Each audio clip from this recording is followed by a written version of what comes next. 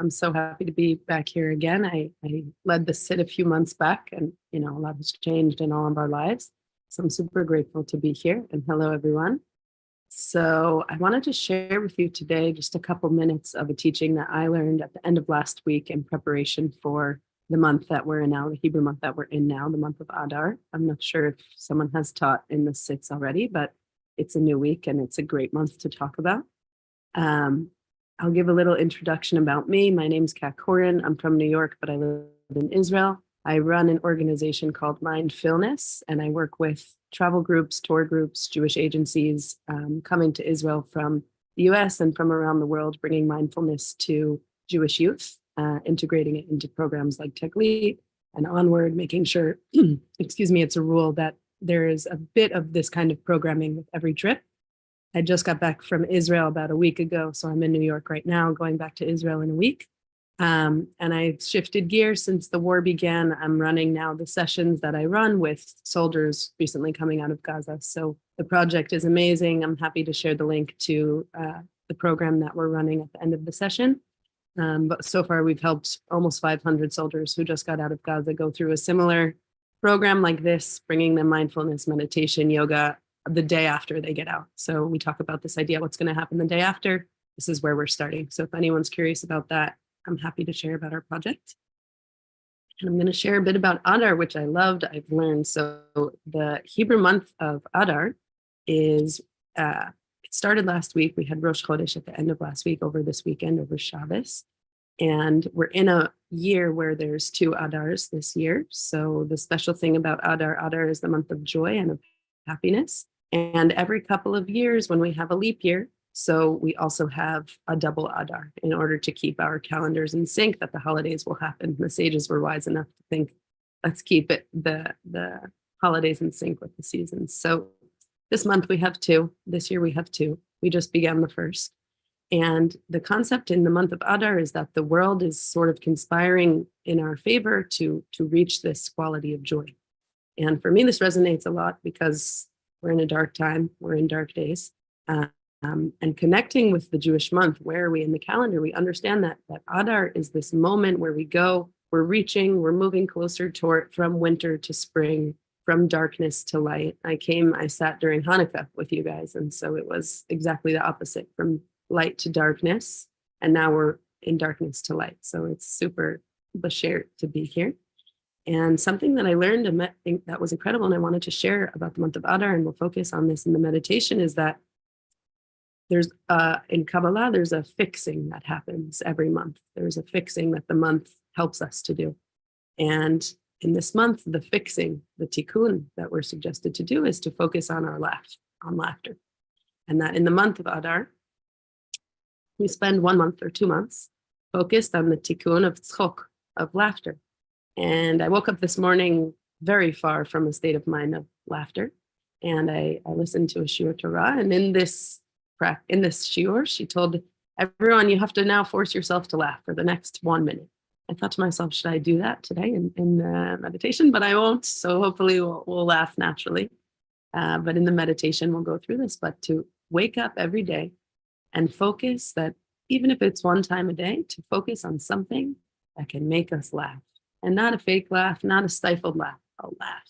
To surround ourselves with people who let ourselves free this part of joy, of happiness from within. And in months like these, where I'm not sure how we all feel, but sometimes laughing can bring on guilt or bring on shame. The world is, going through so much. How is it right to laugh? We need to. I actually need to. And this is what we're teaching soldiers coming back and the civilians and the families of those soldiers, that laughter is the best medicine. And it's a miracle. It's amazing that every Jewish month has this in it. So the last thing that I want to share, and then we'll go into the meditation, is every month has a certain energy to it. There is either an energy of safety or an energy of happiness or an energy of confidence. And this month doesn't have a specific energy. And so the question is why? And what we come to understand is that these 2 months, or 1 month of Adar, is the energy is entirely dependent in the energy we bring to it. And so if we bring an energy of laughter, and we bring an energy of love, and we bring an energy of joy, this is what we're going to get back. So coming to these sits, coming together, learning from rabbis, learning from the people, spending time with our family, right? This is what we're here to do. So we can all take that with us, let that digest inside. I want to invite us to move into our next piece, into our meditation piece. And we're going to do a gentle, restful, and rejuvenating practice today. So wherever you are, from wherever you're calling in from, I invite you to take a moment to begin closing your eyes if it's comfortable, to roll your shoulders back, opening your chest, opening your heart, maybe moving our neck a little bit around so we get in touch with our body.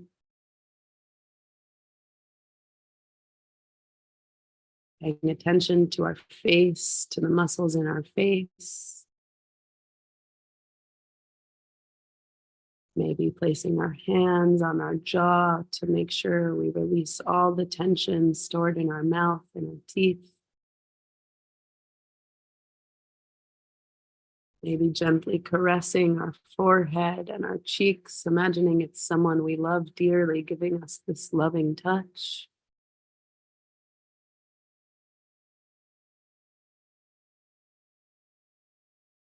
Feeling the joy and the softness of this touch, maybe allowing it to bring a smile.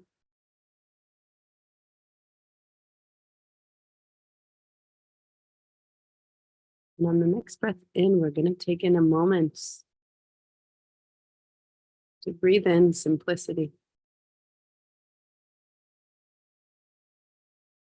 Taking a breath in through our nose, we breathe in, allowing the breath to cleanse our heart, cleanse our body, to cleanse our mind. Hold. And we release it out.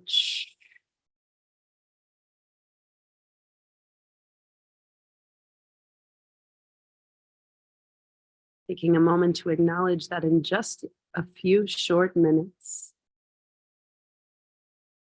you may have already experienced a profound shift.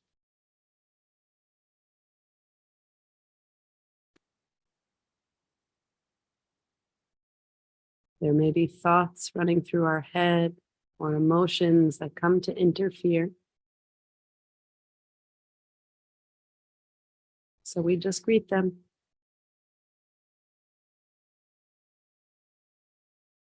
And our next breath in, we're going to invite in the energy of Adar, an energy of joy. Breathing in, reminding our back to straighten and our shoulders to fall away from our ears.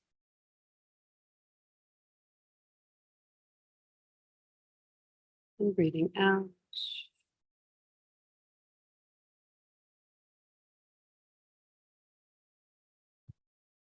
Once again, breathing in this quality of joy, of unconditional joy, breathing in. And breathing out.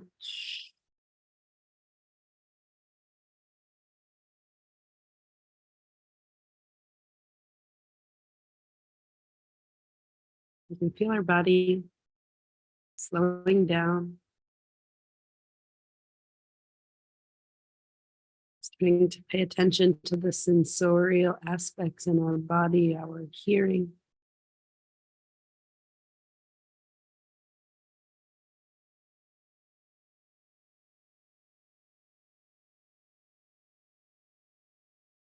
Breathing in to our sight.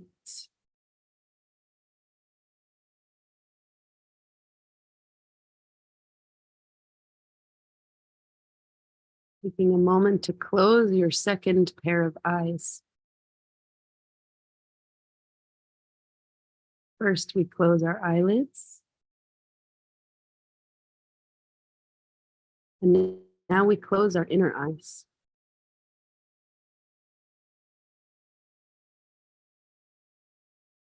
One layer deeper.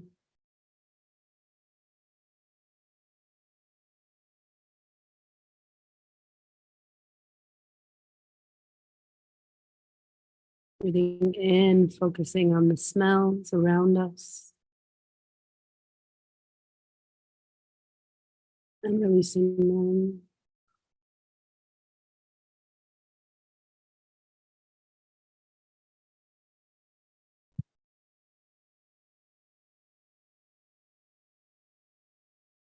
Allowing whatever thoughts or worries come,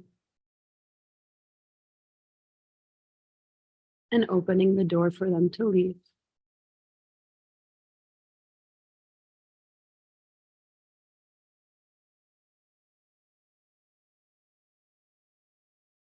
And graciously receiving whatever is coming,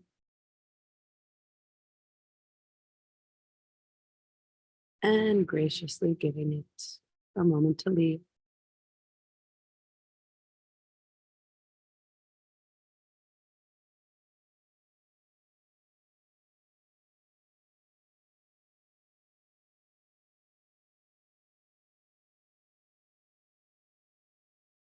On our next breath in, we're going to breathe in through our nose, breathing in a softness, a peacefulness,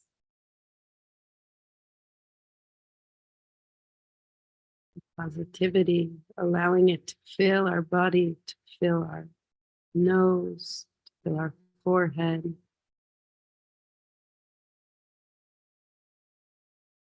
Imagining this joy passing down through our shoulders, through our chest,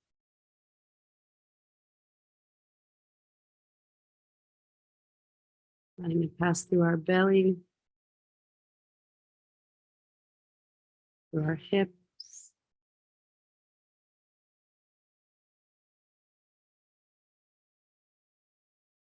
flow down through your legs,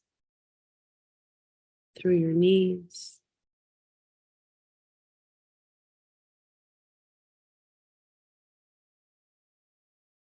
allowing it to go down through your ankles, to your feet, to your toes, maybe wiggling your toes a bit.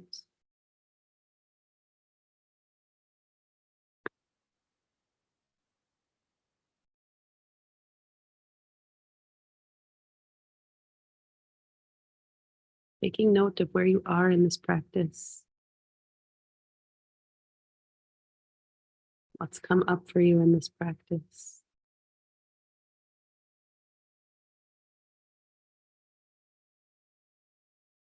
On our next breath in, we're going to focus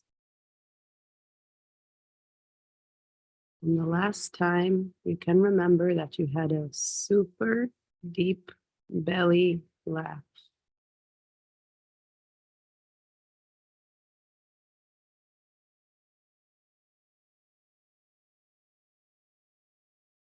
It may take some time to remember. Maybe today, it may have been yesterday, it may have been 10, 20 years ago. Hopefully not, but wherever it is,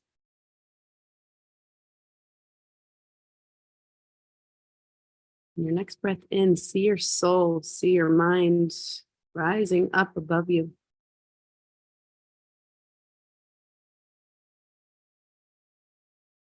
Looking down at this version of you.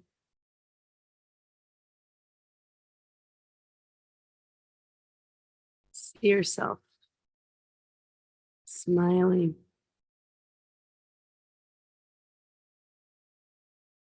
See yourself cackling, laughing freely.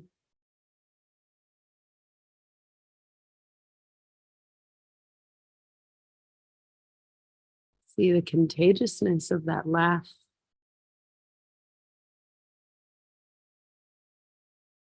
Maybe you're with your best girlfriend or best guy friend.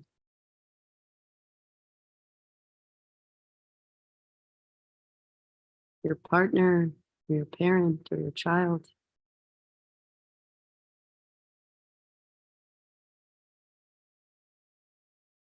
Maybe that moment can make you laugh again right now.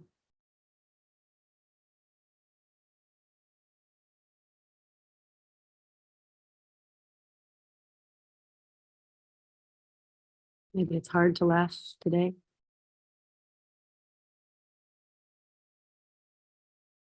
but we allow ourselves.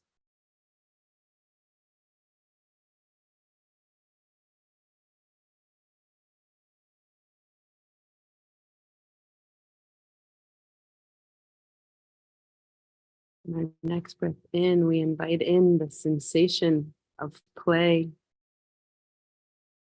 of freedom,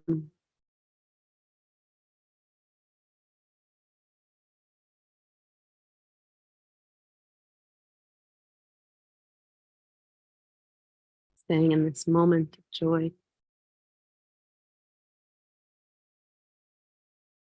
of silliness,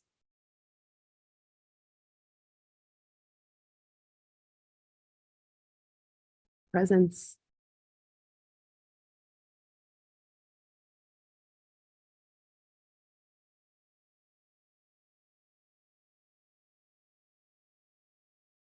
And if it's hard for you to find that moment,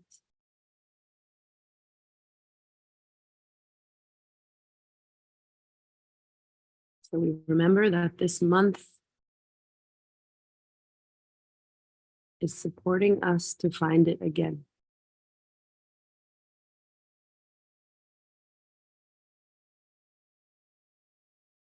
We have not just one, but 2 full months to find that belly laugh.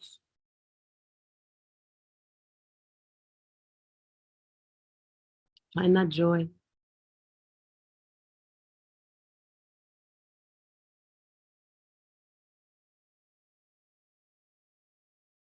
Taking a deep breath in, letting our back straighten, our shoulders roll back again, releasing the muscles of our face, releasing our jaw, releasing our forehead.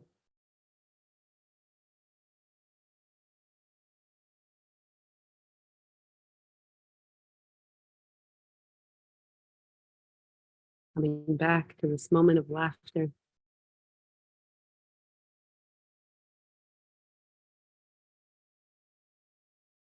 This moment of silliness.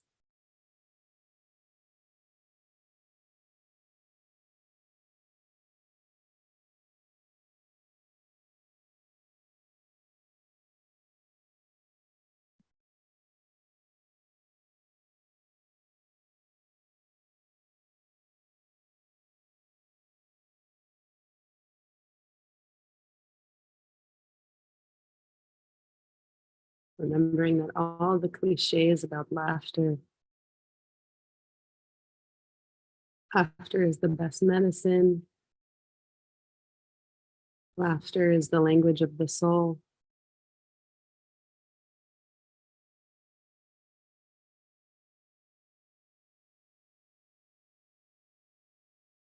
Breathe in that feeling of laughter.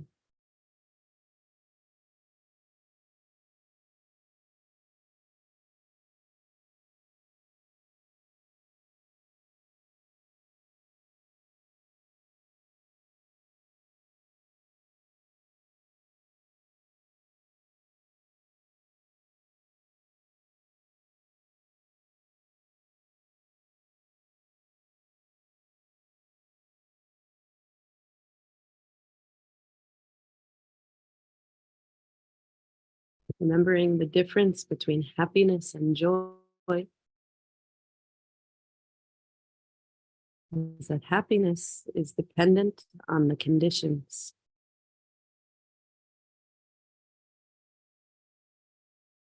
The conditions of your day,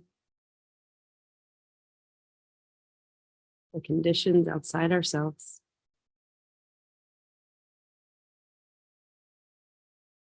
Whereas joy comes from within.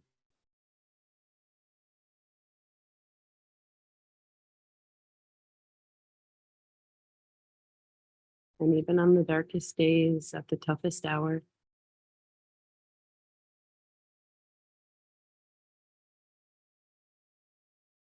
we allow the miraculousness of joy to heal,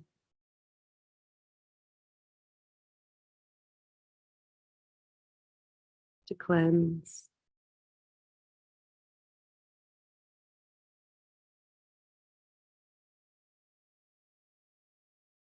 Taking a deep, deep breath in through our nose, letting it fill your whole body, letting your belly fall out and expand, breathing in and breathing out.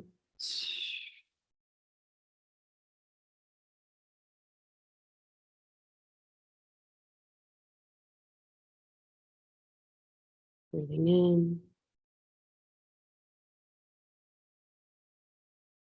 and breathing out.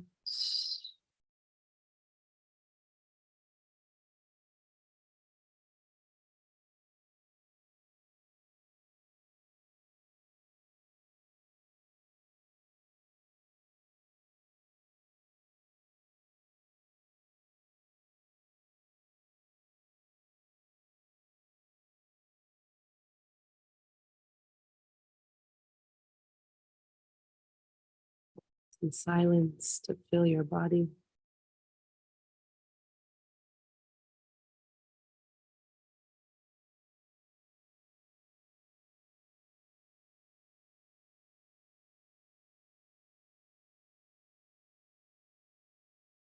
Allowing joy to cleanse your soul.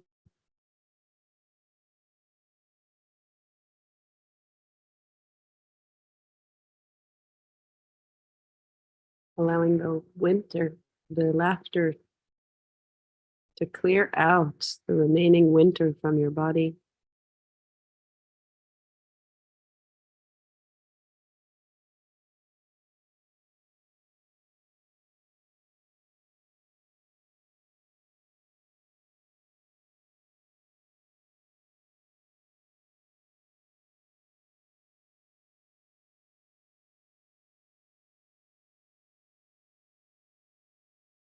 Taking some final deep breaths in,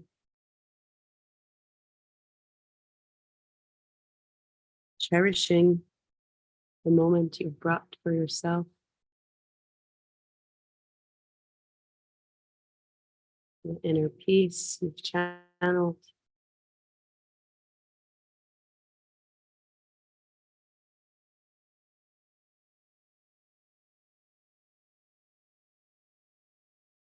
As we take our final breath in, with our second and first eyes still closed, we take the longest, the deepest, the most luxurious breath in through our body, allowing the lightness, the joy, the freedom, the play to come through you, allowing the childlikeness to come out of you. And we release it out.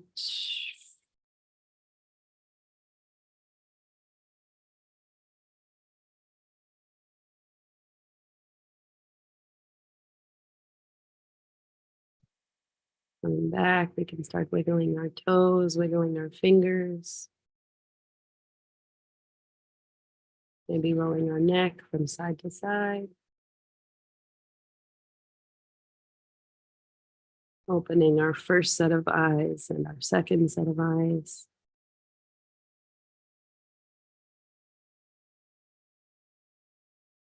Keeping this with you as long as you can.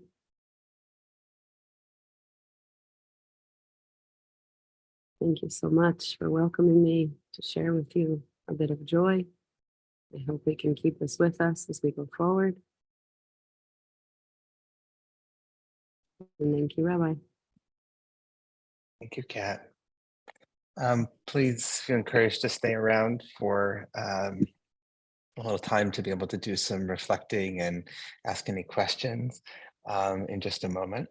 If you need to leave us, we wish you tzedchem l'shalom, farewell. Hope you'll come back tomorrow, same time, same channel, or whenever that you can join us. And right now, for those who are saying Kaddish and want to remember someone through reciting the Mornis Kaddish, we'll open the chat up, and you can put the names of anyone that you are holding in heart or mind today in the chat. Folks are already doing that, and we'll put the text of the Mornis Kaddish up on the screen.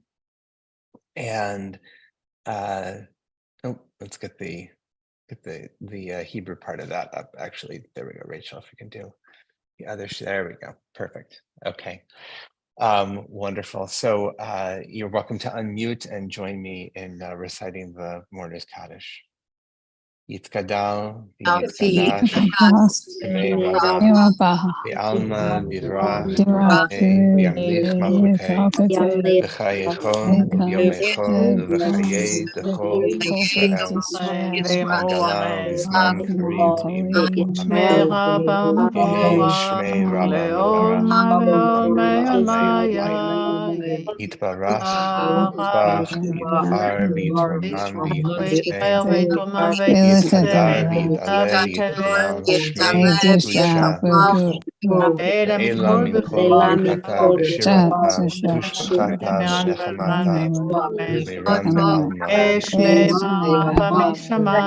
Shlama Rahim Shemaya Chaim Aleinu Ve'al Yisrael V'yimayaneinu Shalom B'Olam Hu Ya'aseh Shalom Aleinu Ve'al Kol Yisrael Ve'al Kol Yoshvei Teva Amen.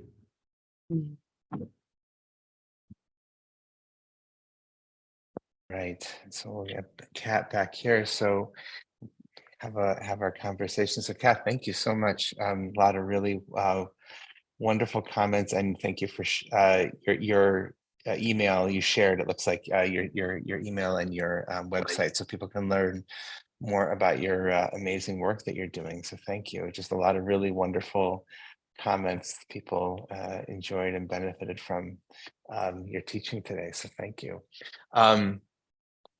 Yeah, the simcha, right? The notion of joy, the theme that you picked up on, right? And the line from the Mishnah that we turn into a song, Misha Nichnas Adar Mabim B'Simcha. When a month of Adar enters, we increase in our joy, and how just challenging that is. Obviously this year, frankly, I feel like Adar is associated for me personally with, they're just like, they're negative things that have happened in the month of Adar, and I think it's always been a bit of a hard month for me. Personally, but this year collectively, just on a different level. And I just want to invite you personally to reflect a little bit more about, like you shared, when you woke up this morning, like trying to internalize that. But what does that look like for you? And maybe there's a chance to also talk about the work that you're doing that's, clearly so important and healing and necessary, and I can't imagine is easy. So yeah, I'm just curious if you'd like to reflect on that at all, and others in the chat, for you as we enter this month of Adar, how this, either now or in the past, how joy is a practice to cultivate. Yeah, thank you. It's exactly a practice. I'll share that I currently have a partner who's in Gaza. He's in Khan Yunis. He's been there for 2.5 months. And a lot of friends, I lost a lot of friends in the Nova Festival. I was supposed to go and I missed a flight, so I didn't go. And so these past 4 months have been a lot of that question of like needing something on the outside in order to feel a certain way on the inside, and allowing the outside to determine what's going on inside. And then I remembered it's Adar, and I remember exactly 4 years ago, I was sitting in front of a friend who's a rabbi, and I didn't know what Adar was. I didn't really know what the Jewish calendar was either. And I remember him saying this concept that Adar, that this month is about joy. And I think that what resonates for me, and it's what I tried to share in the chat, is that it's like it's a practice, and every day it's not just the opportunity, but the mission to do it again, right? Like if I had a successful day yesterday and I was happy yesterday, I woke up today and I don't feel that way. And that means tomorrow, well, now but tomorrow I might wake up again and not feel the way I feel today. And I think that this piece of like the conditionality on the outside, and I spoke to a mentor who said us being sad on the inside as the collective society on the outside doesn't help the people who are suffering, right? I feel I should suffer because partners in Gaza or friends are fighting. So who am I to feel joy or to laugh? But what the goal is that we invite those people as they come back, whether it's hostages or civilians or soldiers, to come back to a world that's happy, that's full and thriving and positive, and allowing ourselves to laugh. And I've been doing a lot of work. It's like inner child work, they call it. And so it's looking at yourself as if you're like a 2-3-year-old, and then that's how you can meet the world around you. And it allows you to be gentler and kinder and happier and softer. And that laughter is really medicine. When you laugh, something happens, oxytocin goes off in your brain and you're healing yourself. So it's a choice. It's a choice and it's a practice, even when it doesn't feel like that. You're speaking to it hits home for me. My mother, her professional career was in actually the field of laughter and humor in the workplace, and how to and in education and how to use them effectively. And so she would be nodding her head if she were listening to all of this. And I just want to add, on behalf of everybody here, we pray for the well-being and safe return of your partner. And he should be able to come home soon. I guess something that comes to mind for me too is, as you say all of that, two things. One is the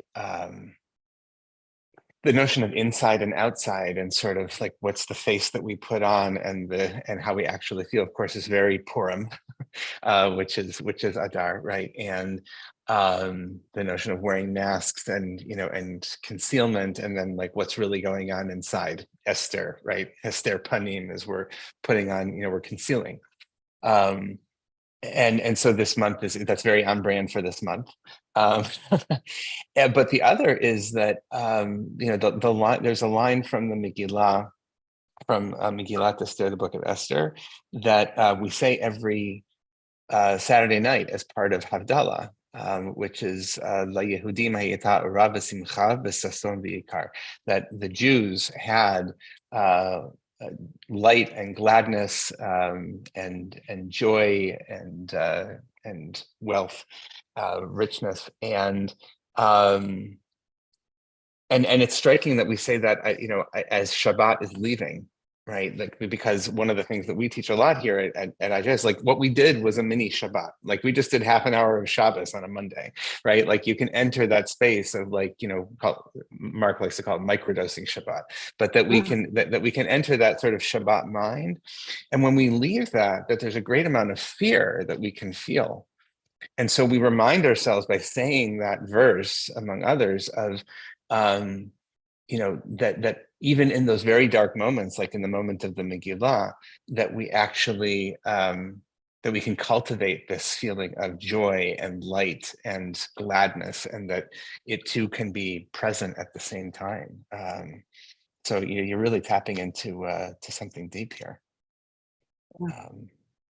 I feel that what you said, it's like, that's why Judaism is always just so astonishingly intelligent for me, because it's like I'm working a lot with this concept that you can only do with the world as you can do with yourself. You can only be as patient with the world as you are with yourself. You can only be as happy with the world as you are with yourself. And when it comes to laughter, you can also only laugh as hard with the world as you can laugh with yourself. And in Israel, I don't know how many people here have been to Israel, but everyone laughs at themselves and other people in a way that's sometimes crude, right? Like it's almost too much. But once we're able to laugh with ourselves and like bring that sense of, it's not being happy, it's being joyful, and they're very different. And yeah, I've been trying to laugh at myself a lot. All throughout, laughing at myself. Wow. That's a great distinction, right? And that there's a deeper kind of joy than just a happy laughter. That's right.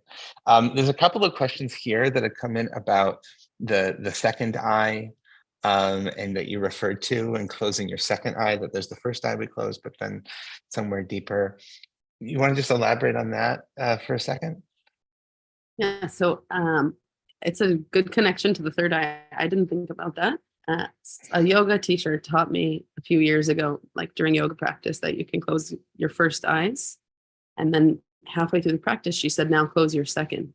And for me, it just resonates, because I feel, for me physically, when I close my eyes, everything gets louder in my head. And I usually try to teach this with the workshops I teach when, especially if it's just meditation, that my goal is not that you're going to come out of this relaxed.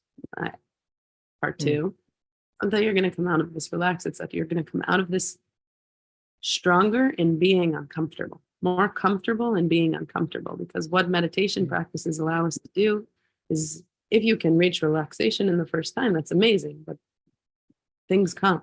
And so the idea of closing the second eyes is that when those thoughts come in, when the interrupting emotions or thoughts come in to bother you, when your eyes are closed, they say silence is the loudest noise and darkness is the brightest light.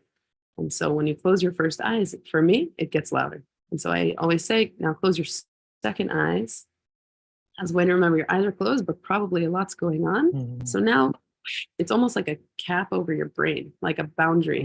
Put a boundary around those thoughts that are coming to bombard you. So your second eyes are almost like a gate, I would say, like the gate. But it's just something, it's not a real thing. It makes me think about covering the eyes at, lighting Shabbat candles, right? It's like, this additional, right? And I think most people, when they light candles and they do that, they're closing their eyes and they're covering their eyes. Right? You keep your eyes open and put your hands in front of your eyes, right? So they're both. It's a second covering that happens. It's really, it's really beautiful. There was a comment that Harris had at the beginning here. The constant challenge of holding joy and the other stuff at the same time, right? And I think that also sounds like as you're articulating your goal with your work, right? Is that the ability that your practice is designed to do is to be able to hold the discomfort that comes from all of these many different competing emotions and sensations that arise in us. And how we can do that. Yeah. And I think a lot of people are really interested, particularly in the work that you're doing with these returning soldiers. I have also two nephews who recently were able to come home, thank God. And I wonder if you can share anything about anything that you've heard from them about the difference that it's made for them. I just wanted that. I think that would be heartwarming for a lot of us. So I can talk for a long time about this. So I want to focus. I had this very special moment 2 weeks ago when I was back in Israel. We were sitting, a bunch of friends, and a friend came back who's been in Gaza for like 2 months. He came back it was the first time we all saw him. And he came back and we were like, wow, Yair, how are you? Blah, blah, blah. He said, I'm actually so good. And we were like, what?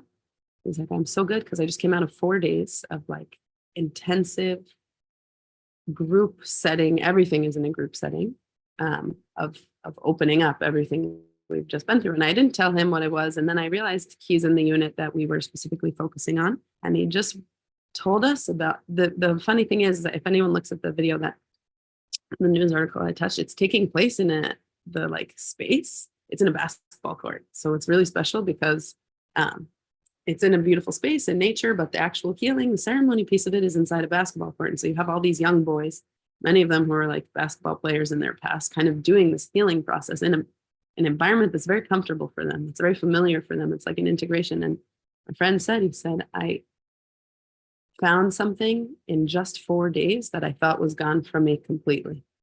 And I heard this sentence and it was like, yeah, because no one knows what to ask. No one knows like what the right questions are, right? It's just showing up as ourselves in the best way we can. If you have 2 family members, you see that for sure. But I think a lot of these guys think that they're going to go back to how they were before, and they're not. And I think what this program does is it shows you we're not trying to go back anymore. We're trying to integrate this and go forward. And the work that I'm doing, it's about mirroring. So I was an organization I was put in touch with called Natal. They work in mental health. 3 months ago, they said, we need to raise 120K in order to get this program going. So I said, I don't want to go to donors and say, hey, can you give me money? I want to create this experience in the US, which I created a lot of events, and I would love to create more if anyone wants to, of meditation, healing, and wellness for just one night, a couple hours here through the tickets to come to this event, that's the donation. And so we created this like mirrored experience that not just write a check, it's not just donate online and you don't know where it's going, but come do the healing yourself. And you're sending that healing to Israel, both financially and from the frequencies that we're having. That ties to guilt, that ties to all those things. Find the joy here, and we create the joy there. So it's about bridge building a lot.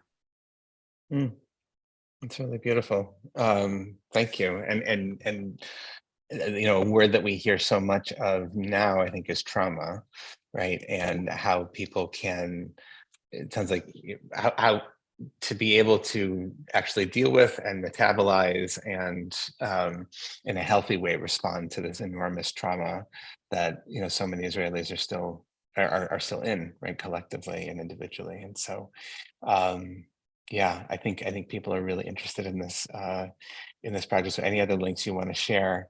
And there we go. There's the Instagram. Someone else shared the Instagram reel, but and you can go to Cat's website as well, I'm sure, and see more there. And already had requests like we need to have more of Cat back. So I already texted Mark. So we'll work on getting you into the in the lineup. Everybody, thank you so much for joining us. Cat, thank you so much for being here with us and sharing your teaching. And we will be back here tomorrow, same time, same channel, and for another round of this, not with Cat, but with another wonderful teacher. And we'll look forward to seeing everybody then or whenever you can join us. So thank you so much, and be well. We'll see you soon. Thank you. Thank you so much.